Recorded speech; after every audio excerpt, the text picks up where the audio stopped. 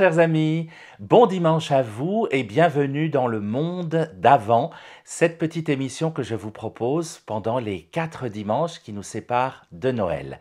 Le monde d'avant, ce sont 4 femmes que nous allons aller rencontrer, 4 personnages de la crèche qu'elles vont nous présenter, leurs préférés, 4 merci, 4 pardons, 4 s'il te plaît que nous entendrons de leur bouche, 4 thés que nous dégusterons à votre santé, 4 textes aussi qu'elles se passeront de femme en femme, passeuses de lumière de l'une à l'autre pour vous. L'avant, ce sont d'abord des petites lumières, il y en a plein autour de moi et je suis sûr qu'il y en a aussi chez vous. Mais il y en a une qui est plus importante que les autres, c'est l'étoile de Noël que nous allons poursuivre comme les mages jusqu'à la crèche.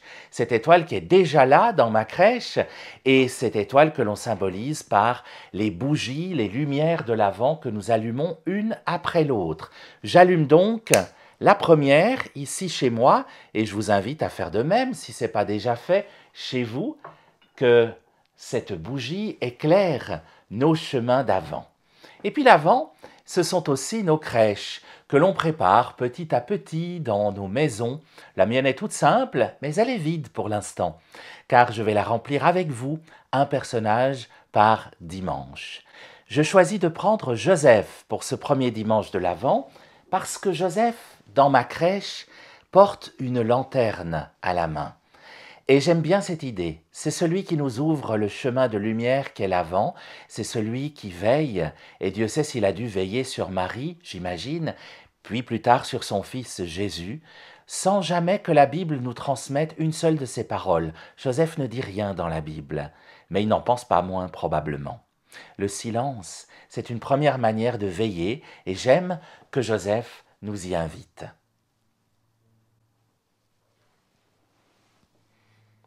Il est temps maintenant d'aller à la rencontre de cette première femme de l'Avent que je vous invite à découvrir. Et pour ce faire, je vous propose de nous rendre dans le canton de Vaud, à Aigle, pour être précis. Venez.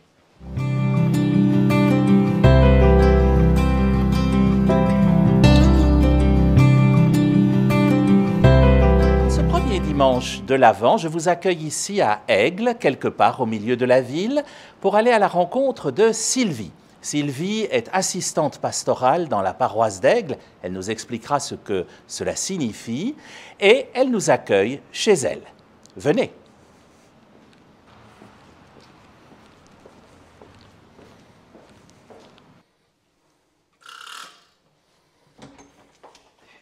Bonjour Sylvie. Bonjour Vincent, bienvenue. Merci de nous accueillir chez toi.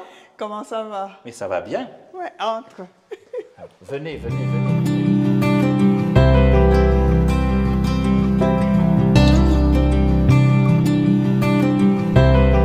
Ah, ça fait plaisir de t'avoir ici cet après-midi. Tu viens illuminer notre journée du coup. Mais non, mais non, mais non, mais non. C'est toi de qui je dis toujours ça. C'est toi qui illumine nos journées dans la paroisse d'Aigle. Tu es, je l'ai dit dans l'introduction de cette émission, assistante pastorale. Oui. Qu'est-ce que ça veut dire? Oh, je suis au service de mes frères et sœurs. Mais dans le secteur d'Aigle, je m'occupe surtout de la préparation au sacrement et de la catéchèse, de la coordination, de tout ça. Et puis, avec les prêtres de ma paroisse, on essaye de faire vivre cette communauté. Donc, assistante pastorale, c'est en même temps un métier très, très passionnant, mais qui demande quand même aussi une petite formation de 3 ans à l'IFM. Quand j'ai fait, c'était l'IFM. Maintenant, c'est le Centre roman de formation au ministère, donc ça a changé un petit peu. Et vraiment, c'est une formation qui régénère et qui permet vraiment de se nourrir déjà personnellement et puis après de pouvoir accompagner tous ceux qui sont en quête de notre Seigneur Jésus-Christ. Et c'est des rencontres assez passionnantes. Jusque-là, ça me plaît énormément. Et j'en profite pour faire appel, hein, s'il y en a qui veulent connaître l'Église de l'intérieur, surtout s'ils veulent être au contact avec les autres, surtout pour leur parler de leur foi, parce que c'est de ça qu'il s'agit, hein, je pense. Et oui. On est là pour témoigner de l'espérance qui habite en nous et on est heureux, je suis heureuse de pouvoir partager cela particulièrement avec les enfants aussi, à l'éveil à la foi, à la catéchèse et avec leurs parents et puis tous les autres paroissiens.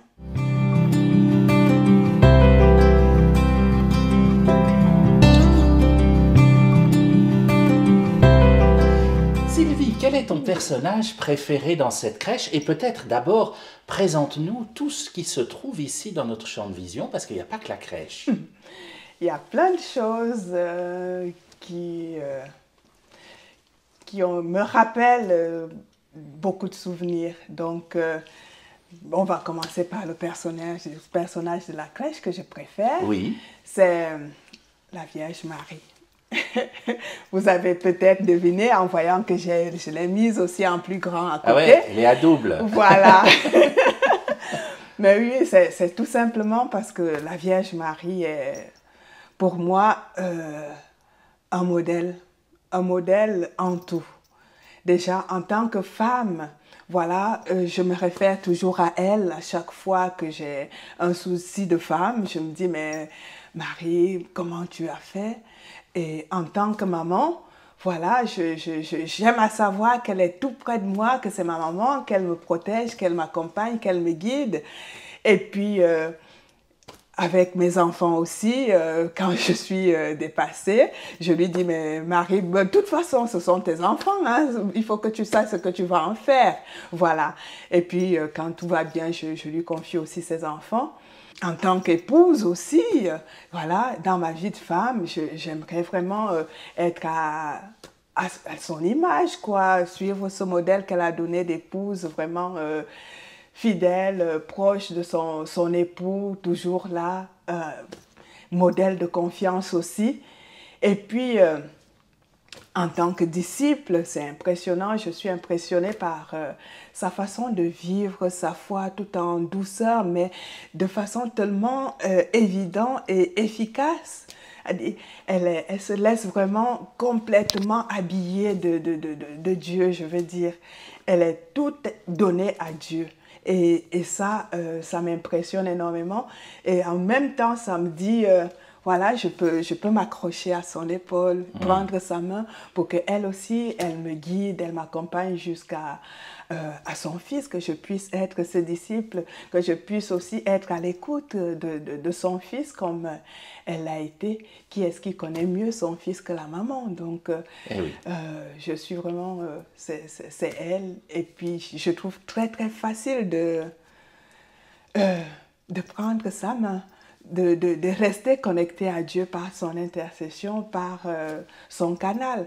C'est tellement vite fait de dire « Je vous salue Marie », même quand on est dans la foule, quel que soit l'endroit où on est, c'est facile.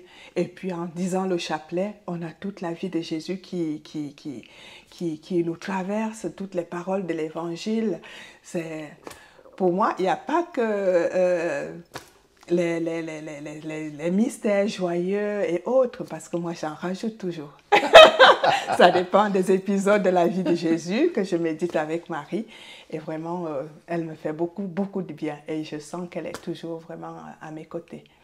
Alors, à côté de Marie, bon, il y a bien sûr les personnages classiques de la crèche. Voilà. Il y a déjà Jésus chez toi. Ça dépend des gens. Hein. Il y en a qui le mettent déjà, d'autres pas encore.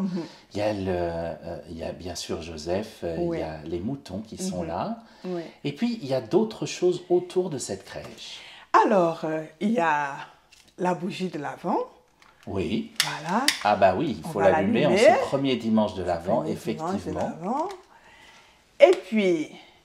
là, c'est un cadeau que j'ai reçu pour mon anniversaire de mariage. C'est une paroissienne, Simone, hein, elle est géniale. C'est fait au point de croix, tellement minutieux que voilà, je me suis dit, elle est tellement géniale, cette femme que j'admire aussi beaucoup. Et puis, il y a cet ange-là, ce sont les sœurs de Sainte Clotilde qui m'ont donné ces petits anges. Donc, chaque année, chaque fois, je la mets là. C'est aussi mon ange gardien. Et puis, ça aussi, la belle africaine là, elle m'a aussi été offerte. Et puis, elle me rappelle aussi mon enfance, puisque j'ai porté des choses sur la tête quand j'étais enfant. Donc, voilà, c'est un petit peu tout ça que je mets là.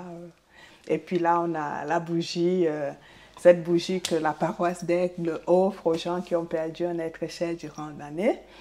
Et puis moi, de novembre à février, j'ai perdu 2 personnes en même temps, donc mon papa et puis mon neveu. Donc le neveu le 25 décembre, ça approche. Et donc mon papa, il est aussi là avec moi. Comme Bien on sûr, dit, hein, bien sûr. on croit à la résurrection. Je sais que maintenant, il n'est plus cantonné au Cameroun, il est aussi ici avec moi.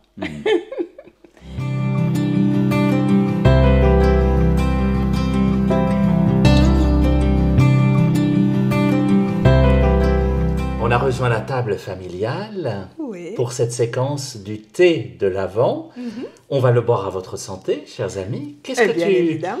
Qu'est-ce que tu m'offres comme thé, Sylvie? Alors, c'est un thé que j'ai reçu récemment. Il y a mon frère qui est arrivé du Cameroun et il nous a ramené du thé de Kenkeliba. Ah, du thé de là-bas. Voilà, c'est Magnifique. un arbre de chez nous et puis il est vraiment très très très bon parce que c'est une plante qui est en même temps médicinale, donc elle permet, elle a des vertus pour baisser la tension artérielle, pour baisser même la fièvre, des choses comme ça. Donc, Bah et alors. puis elle est pleine d'antioxydants, donc voilà, j'aime beaucoup. Alors, Santé avec thé, et avec thé, évidemment. À la vôtre, la chers vôtre. amis. Ah oui, c'est magnifique. ça change, hein? Merci de me faire découvrir des saveurs comme ça.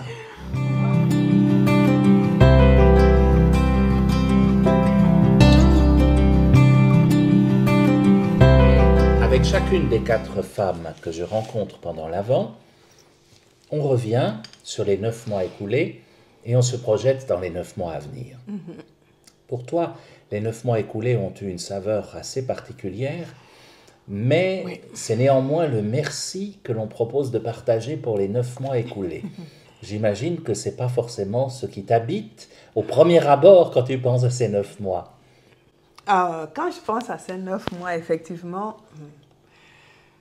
pendant un certain temps, et puis je l'ai même aussi découvert ce matin, qu'il y avait encore pas mal de tristesse en moi, mais j'ai beaucoup de raisons de dire merci.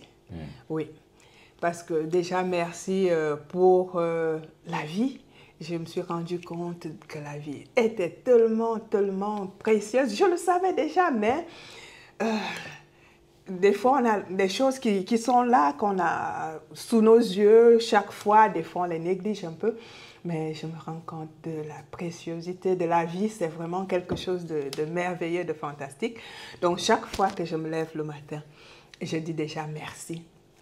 Et puis, j'aimerais aussi dire merci à mon mari, mes enfants, mes amis. J'ai cette grâce-là que le Seigneur m'a donné des amis. Ça n'a pas été facile comme année, mais j'ai été tellement entourée. Et en plus de cela, le Seigneur m'a fait grâce d'avoir 50 ans. C'est pas rien, 50 ans de vie. Je ne me serais pas permis de le dire Ouais, parce bah, que si. on ne dit pas l'âge des dames, mais si c'est toi qui le dis, alors... Ben non, faut pas cacher les merveilles de Dieu. Faut pas cacher les merveilles de Dieu. Donc, il m'a donné cela et je veux lui dire merci. Je veux dire merci pour toutes ces personnes qu'il met sur ma route depuis que je suis toute petite jusqu'à présent, jusqu'ici. Je veux dire merci vraiment pour tous ces petits cadeaux, pour tous les gestes d'amitié, pour toutes les paroles, pour voilà, un coup de fil, pour tout ça.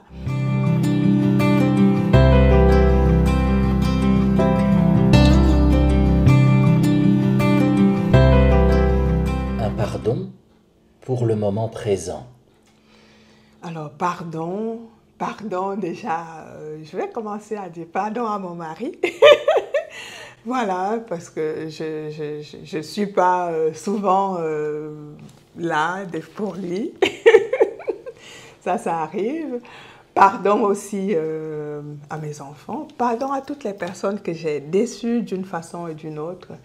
Et pardon au Seigneur. Je demande aussi pardon au Seigneur pour tous ces manques d'amour qui sont en moi et qui, voilà, sans lui, je ne peux pas arriver à les vaincre, je ne peux pas être meilleure. Donc, je me mets sous son savon magique pour que lui-même, il lave et nettoie tout ce qu'il y a à nettoyer encore en moi.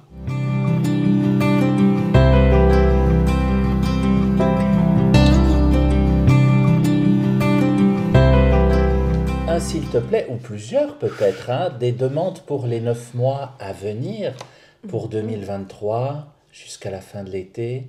Quelles sont tes espérances, tes s'il te plaît à présenter au Seigneur? Alors, mon premier s'il te plaît va pour cette dame-là, cette dame que je connais depuis de nombreuses années, qui est malade, qui vraiment... Ah Seigneur, s'il te plaît, guéris-la pour qu'elle puisse aussi être là pour son mari qui a besoin d'elle. Bon, cette même prière peut aller pour toutes les personnes qui sont dans ce cas-là, mais vraiment. Je dis aussi, s'il te plaît au Seigneur pour...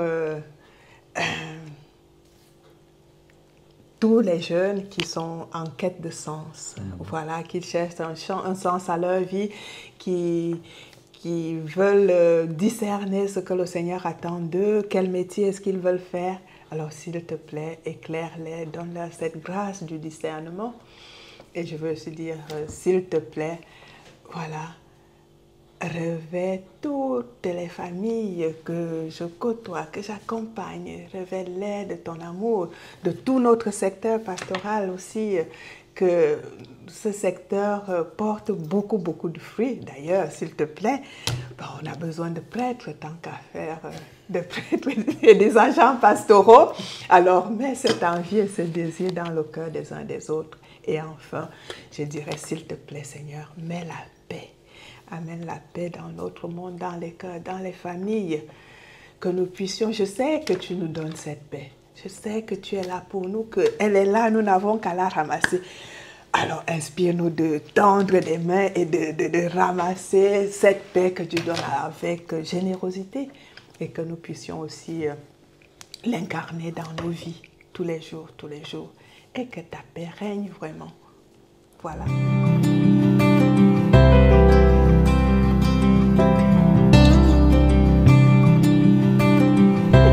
Sylvie, Oui, il y a Vincent. une petite séquence improvisée que tu ne connais pas, que je ne donne pas dans le programme de mes invités pour qu'il y ait une certaine surprise quand même. D'accord. C'est cette séquence verset d'avant. Je prends un verset de la liturgie d'aujourd'hui, de ce premier dimanche de l'Avent, et j'aimerais te faire réagir sur ce verset, que tu nous dises comment ça résonne en toi.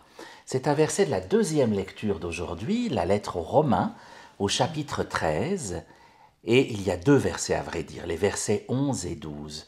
C'est Paul qui nous dit « Frères, c'est le moment, l'heure est déjà venue de sortir de votre sommeil, la nuit est bientôt finie, le jour est tout proche. »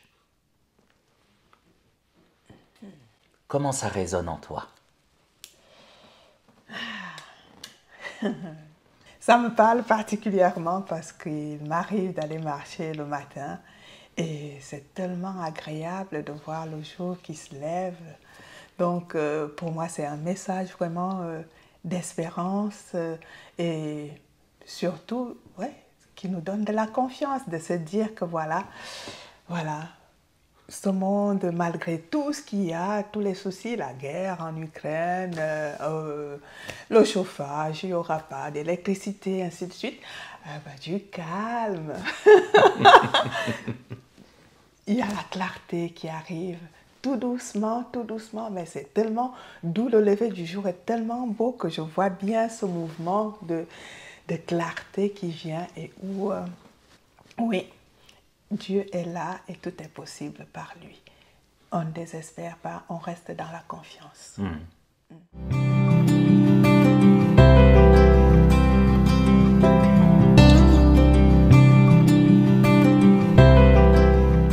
dernière séquence de notre émission, Paroles d'Avent. Ce sont des paroles que chacune des 4 femmes que nous rencontrons pendant l'Avent vont se transmettre l'une à l'autre. Tu as déjà préparé les paroles que tu transmets à Nathalie, que nous rencontrerons dimanche prochain. Et comme tu es la première, comment faire? Eh bien, j'ai demandé à Marie-Ève, qui était la 4e invitée de l'Avent l'an dernier, la dernière. J'ai demandé à Marie-Ève de te transmettre quelques paroles, un mini-poème pour que tu le lises. Elle l'a voulu axer sur les bergers car c'est le personnage qu'elle nous avait présenté, souvenez-vous, dans sa crèche l'année dernière. Voici les paroles que Marie-Ève te transmet avec pour mission de les transmettre au monde aujourd'hui. En cette nuit de Noël, ils sont là les bergers. Dans les villes et les campagnes illuminées, comme hier sous le ciel étoilé. Ils sont là, foule anonyme, pour qui la terre s'illumine, foule qui va et vient et cherche son chemin.